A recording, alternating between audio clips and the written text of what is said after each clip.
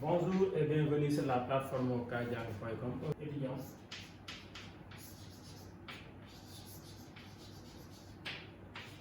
la continuité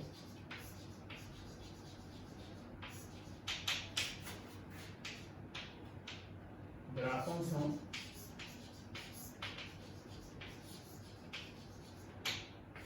f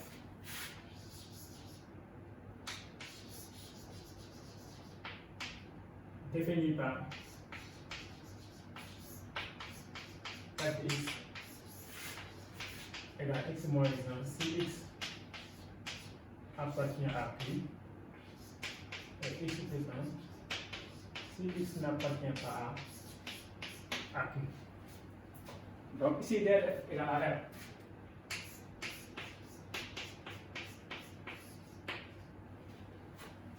Donc on va étudier la continuité de f sur r.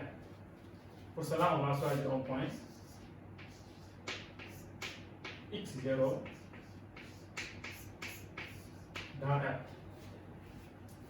Mais comme l'ensemble Q est dense dans R, ça veut dire qu'il existe une suite d'éléments de qui convergent vers x0. Comme Q est dense dans R, alors il existe une suite de la note ICM d'éléments de Q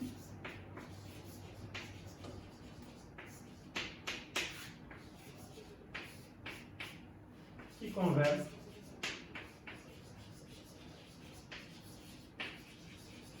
vers x0. Puis on va calculer f de xn.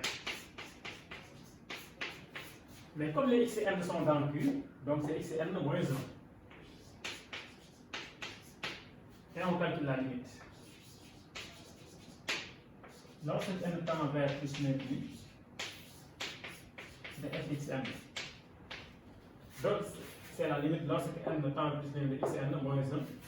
Xn tend vers x0. Ça donne x0 moins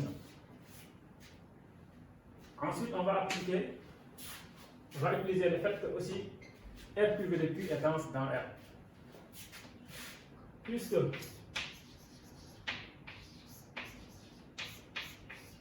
R privé de Q est dense dans R, alors il existe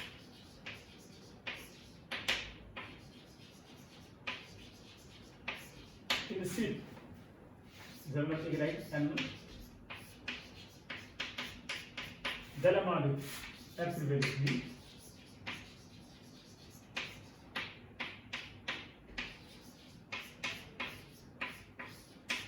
qui convergent vers x0.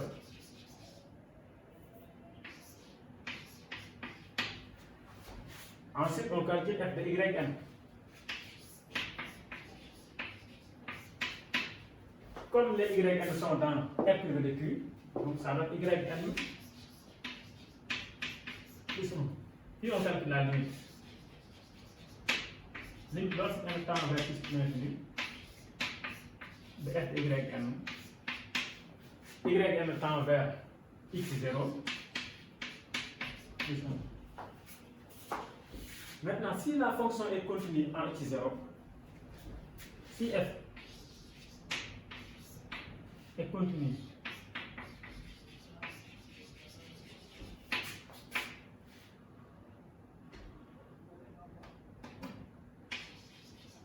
en x0, alors on aura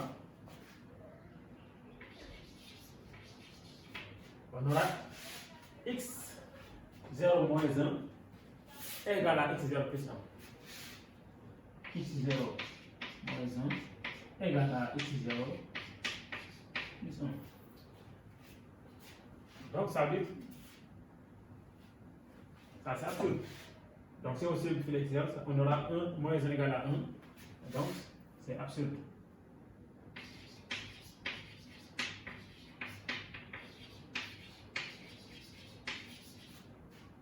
Donc f n'est pas continu.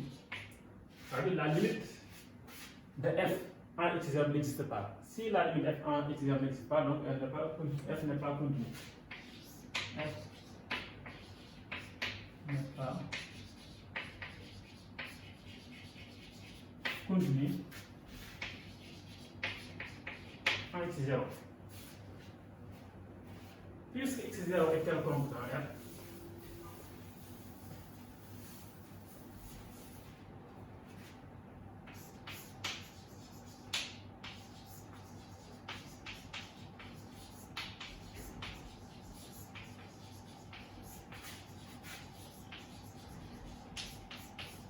alors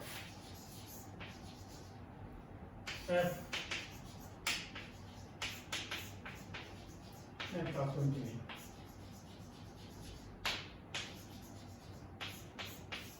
C'est vrai. Voilà. Donc on va passer à un autre exercice.